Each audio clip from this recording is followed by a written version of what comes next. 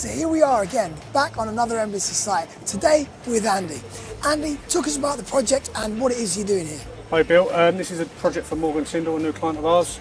We're stripping up all the existing zinc roofs, as you can see, and renewing them with a specified Langley system.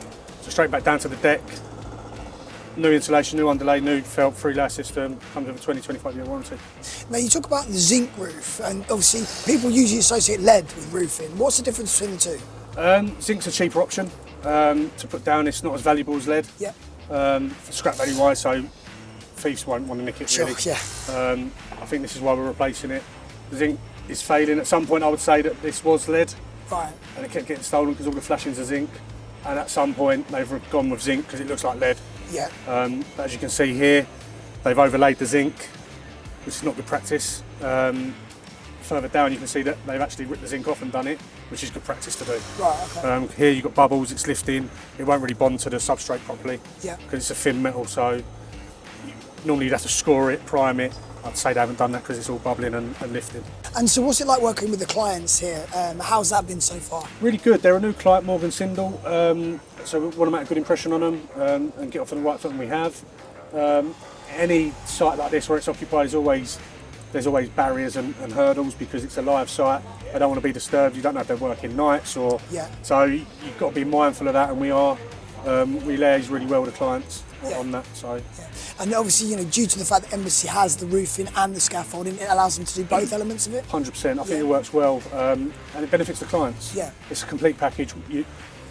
You're not getting the scaffolders, then the roofing, then you've got a whole team together, and we all talk to each other. We all have meetings. We're the roofers, so we know how we want it and how we need to set it out. Yeah. So it makes sense for us to be involved in that. Yeah, of course. As opposed to them just doing what they think and then coming back that it's wrong or it's not fit for us to do our job. So yeah, it works really well.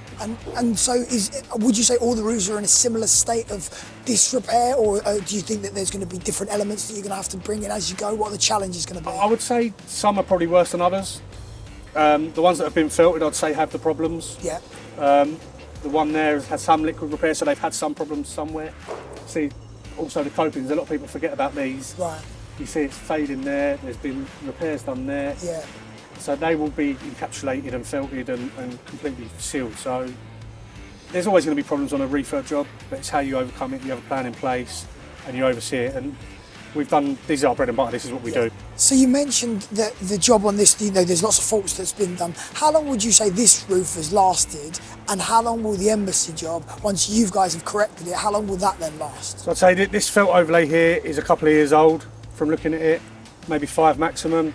It's obviously been a cheaper option for the client. So Why we work do they last closely longer? with the manufacturers, all of them, all the felt manufacturers, liquid manufacturers. So we will tell them this is the job we got. They will go off, they will come out, do a core sample, and they will create a specification for us. Yeah. And it's a high-end specification. Like I say, it's 20-25 year warranties, specified insulation to meet the UV values that the client will request and want, and the building control will want. And it's just really good products. So I'm here with Brad now. Brad, you're a scaffolder, right? You're what we call a black hat, which means you're in charge of this particular section. Is that right? Yes. Yeah. So just talk us through what the boys are doing at the moment. We know it's a live site, so what are the challenges and what are they doing at the moment? Challenges is access and trying to get our materials from obviously the ground, walking through the alley, up onto the loading bay. Yeah. Then we come up here, and then we walk them across to our whatever section we're working on, and then we pump them up as a team together. Charlie's now pumping them up to Matt, and then Matt will chain them up to Gareth so they can fully build out the scaffold and make it safe. Yeah, and so obviously with regards to, we know that each scaffold design is slightly different, and so what makes this one unique to other jobs you've worked on? It's mainly beam work, and then you've got to drop into certain light wells with hangers. Yeah. And so obviously we'll start at the top and then drop down, and then to take the weight off there we'll build a spine beam with beams coming in to take the weight and then drop down again. And so what are the safety challenges that you face? What things do you do to ensure that this is a safe site? Before we come up here, we walk around, make sure the roof's okay, and make sure there's no faults in the roof so we don't fall through it. Yeah. And then if there is, then we just put protection down, we'll board it out, double board it, and just try and give us a safe access. Sure.